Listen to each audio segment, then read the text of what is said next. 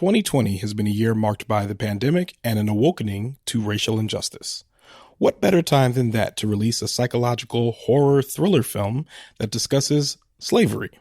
In Antebellum, Janelle Monae stars as a modern-day black woman attempting to escape a 19th century slave plantation. However, things are not exactly what they seem. I'm Ronald Young Jr., and I'm on the couch.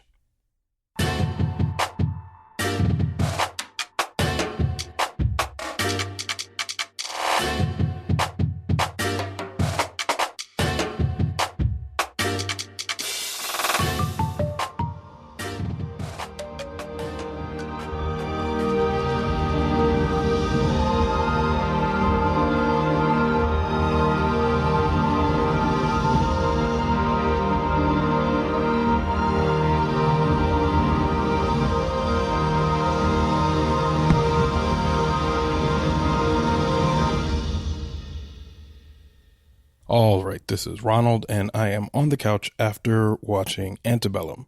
Antebellum, available on video on demand, starring Janelle Monae, Eric Lange, Jena Malone, Jack Huston, Kiersey Clemons, and Gabourey Sidibe, directed by Gerard Bush and Christopher Renz, written by Gerard Bush and Christopher Renz.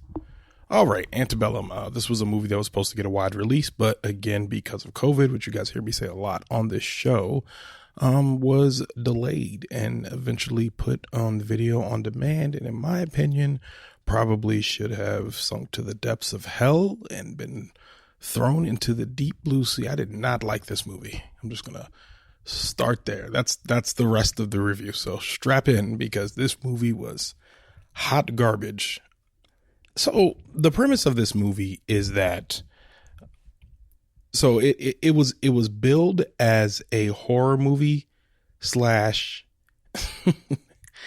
as a horror movie slash psychological thriller slash, like they show scenes of Janelle Monae being in modern times, and then Janelle Monae being on a plantation, obviously picking cotton. So we as the viewers like, wait, what's happening? And the premise, and now I'm thinking about it, I'm getting more upset because I realize that they lied to us. Because one of the things that they say in the preview is like, once it chooses you, there's nothing you can do. And we're like, oh snap, once it chooses you, there's nothing you do. So they add all these horror elements in it, and we're supposed to believe that, and I guess it opens with us thinking, man, that's crazy. I wonder how she, because let me just start from the beginning. So the movie opens with slavery, and that kind of was jarring for me because I thought this was a movie that was going to start in modern day and then jump back to slavery somehow, but it starts with slavery. And I think that was a huge mistake, because it starts not only with slavery, like we're seeing all these black folks picking cotton and walking around, on a plantation, but it opens with a struggle between a black man and some Confederate soldiers and his wife, who is, and this is in the first 5 minutes, so I'm going to tell you what happens. So if you feel strongly, you could just say la la la for the next 10 seconds. But it's a man struggling with Confederate soldiers and a wife who then runs away at the behest of the man, and she is caught. A rope is put around her neck, and she begs for death, and she is then killed. And it's actually pretty violent when I see this happen. And this is in the first 5 minutes of the movie. Then we just are watching people be enslaved.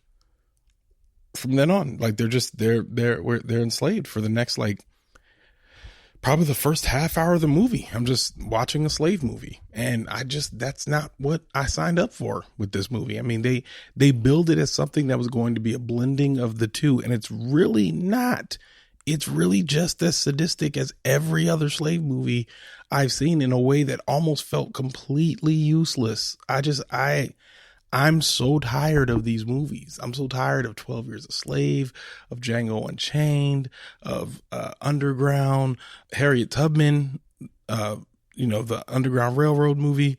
I'm tired of all these movies. I don't want to see any of them anymore. I don't want to see black folks in positions of enslavement. I don't want to see black folks have to fight for their freedom, any of that. And it's not like I'm saying I want to forget about slavery.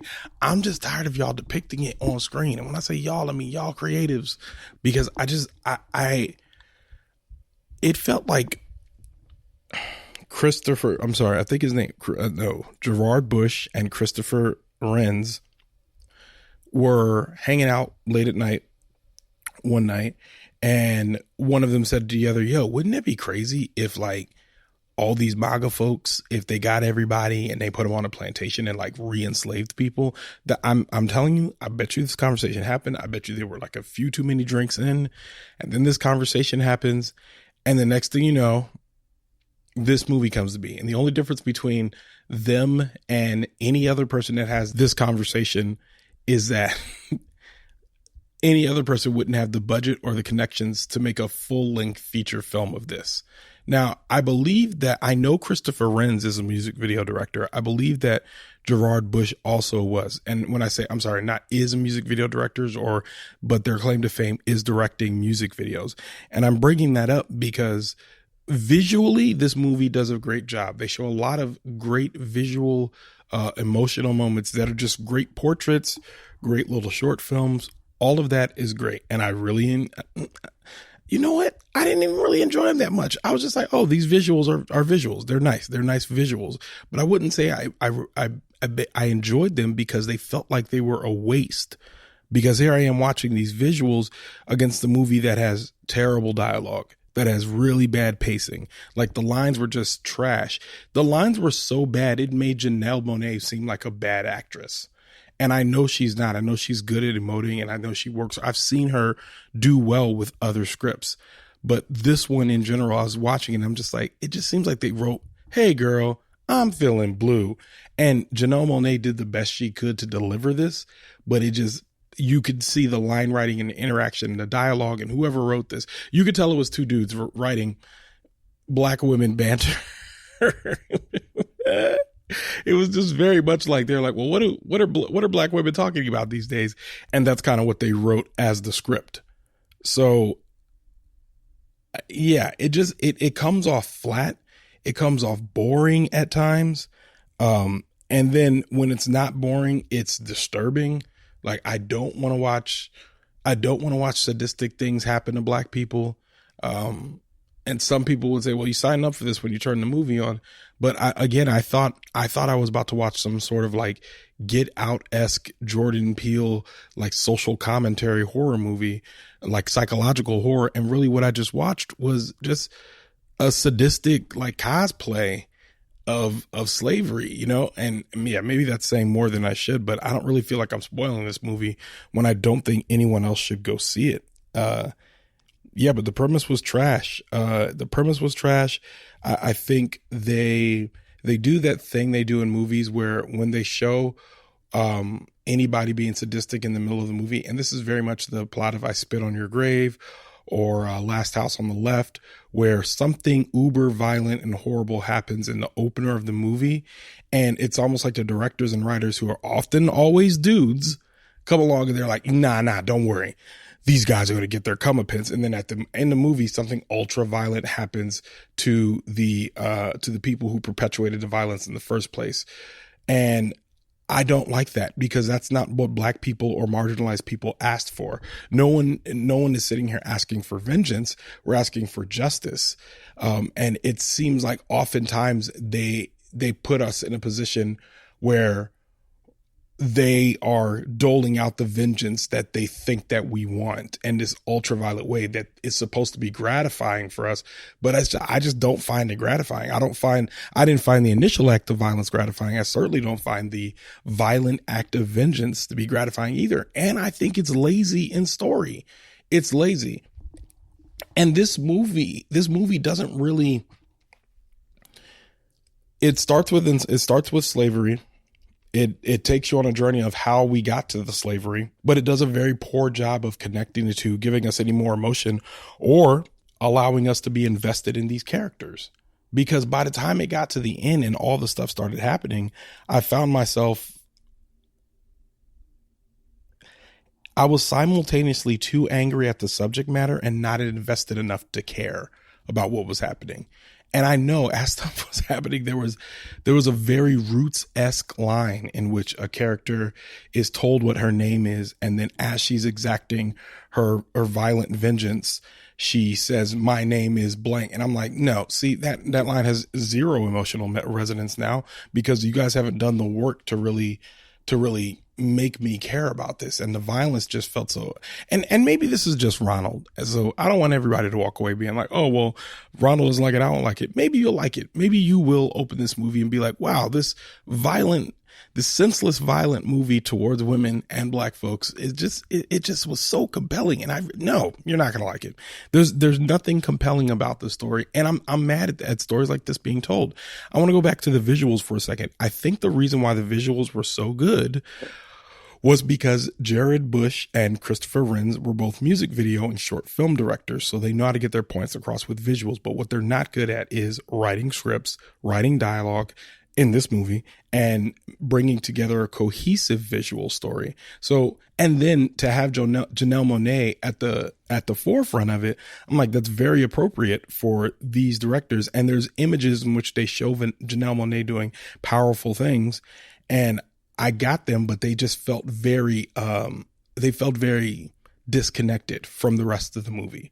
They felt like it didn't earn those moments. You know, there's a moment where she's holding up a torch, and kind of walking triumphantly. And I was just like, this movie just you didn't earn that. You didn't earn that moment. Like you didn't earn that. I don't know why you thought you earned that moment.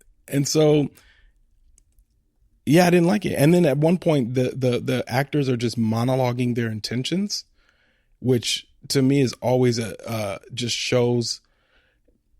It just always shows.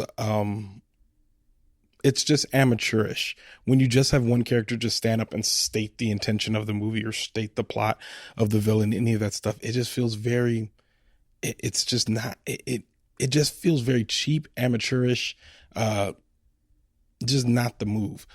I'm glad that I watched this movie on demand. I'm glad I didn't have to go to a theater to see this. I would have been upset. I would have taken a friend. I would have been upset walking out. I probably would have lost a friendship because I would have been ranting walking out of the movie theater talking about this movie. It just, I didn't like it at all. I didn't like it at all. I'm trying to think of like one good thing about this movie. The visuals were okay, but not good enough for me to say I liked them. I didn't really like the acting because I thought the script was bad, and I didn't like the premise of the movie at all. Yeah, this is a 1-star movie. This is a 1-star movie. And it's only a 1-star movie because I can't give it 0 stars because 1 is the lowest you can get. So yeah, this is a 1-star movie. Don't take your kids. Don't take anyone. Don't see this movie. You should just listen to this review, but don't see this movie. It was not good. I don't ever want to go on that journey again. I feel like they wasted Gabourey Sidibe. They relegated her to the funny friend, and just what a waste of great talent. Well, great talent in 2 people. I think everybody else was just kind of pedestrian. But I'm still looking forward to other things that Janelle Monae does, whether it be music or in other movies or in television. And I'm looking forward to see Gabourey Sidibe and other things as well. But I hope this movie doesn't somehow get a sequel. It looks like critics and audiences aren't really enjoying it that much. Yeah, this movie that sigh was a sigh of sadness. This is a 1-star movie. And with that, I was about to read the credits, but I just want to make sure I'm checking my notes to make sure I didn't. Oh yeah, the Confederate / neo-Nazis in this movie they were overly evil in a way that just felt cartoonish, and they gave them no root. It was just kind of like they alluded to where they came from. And I really didn't spoil the movie that much for you. Like, if you still want to watch it, that's the thing. When y'all watch it and when y'all get to the end, y'all are going to be irritated. And I feel like some of y'all are going to go, oh, Ronald, I didn't think it was that bad. I'm like, and I'm going to force you to tell me why. I'm like, what was good about that movie? What did you think was compelling about that movie? Tell me right now. I want to know. That's how much I feel about this one. So yeah. Yeah, that's it. Don't see this movie. Don't. This is an anti-ad for this movie. Please don't see it. And with that, Leaving the Theater is a production of ohitsBigRon Studios. Theme music by the mysterious Breakmaster Cylinder. To find out more about this show and other ohitsBigRon Studios shows, follow me on Twitter and Instagram at ohitsBigRon. That's at ohitsBigRon. If you like this show, check out our sister show, Time Well Spent. Leaving the Theater will be back soon, but until then, I'll be here on the couch.